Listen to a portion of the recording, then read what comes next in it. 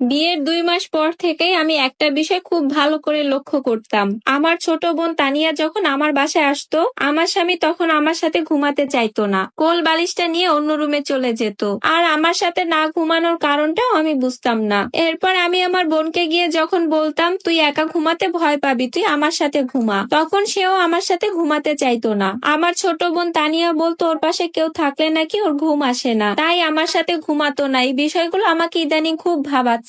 আমার স্বামী আজকে অফিস থেকে অনেক আগেই চলে এসেছে, অথচ অন্যদিন রাত 8টার আগে কখনোই তাকে আমি বাড়ি ফিরতে দেখিনি। রাতে খাবারের সময় যখন আমি আমার স্বামীকে বললাম, আমি কিন্তু রাতে একা ঘুমাতে পারবো না, আমার একা ঘুমাতে ভয় লাগে, তুমি না হয় তানিয়া যে কোনো একজনকে আমার সাথে ঘুমাতে হবে, তখন আমার স্বামীর মুখটা, আমার বোনের মুখটা কেমন যেন কালো হয়ে গেল। তখন আর আমার বুঝতে কিছু বাকি রইলো না। সত্যি যদি এই সন্দেহটা আমার ঠিক হয়, তাহলে আমার হয়তো আর বেঁচে থাকা হবে না। যাদেরকে আমি এত ভালোবেসে বেঁচে আছি, তারাই যদি আমাকে ধোঁকা দেয়, তাহলে হয়তো হতভাগা মানুষ পৃথিবীতে আমার চেয়ে আর কেউ হবে না। এসব ভাবনার মাঝে আমার ছোট বোন আমাকে বলল, আপা তুই ভাত খেয়ে নে, আজকে আমি তোর সাথেই ঘুমাবো। আমি আর কিছু বললাম না, খেতে লাগলাম। রাতের বেলা আমার বোন আমার সাথেই ঘুমালো, আর আমার স্বামীও অন্য রুমে ঘুমালো। তবুও আমার মনে শুধু একটা ভয়ই কাজ করছে, আমার ধারণাটা যদি সত্যিই হয়ে যায়। তাই তো ঘুমানোর 1 ঘন্টা পরে আমি চমকে উঠে যাই একদম। পাশে আমার বোন নেই। যখন আমার বোনকে বিছানায় দেখলাম না, তখন বুকের ভিতরটা কেমন জানি করে উঠলো। আমার সন্দেহটাই তাহলে ঠিক হলো। তাই আমি বিছানা থেকে আস্তে আস্তে উঠে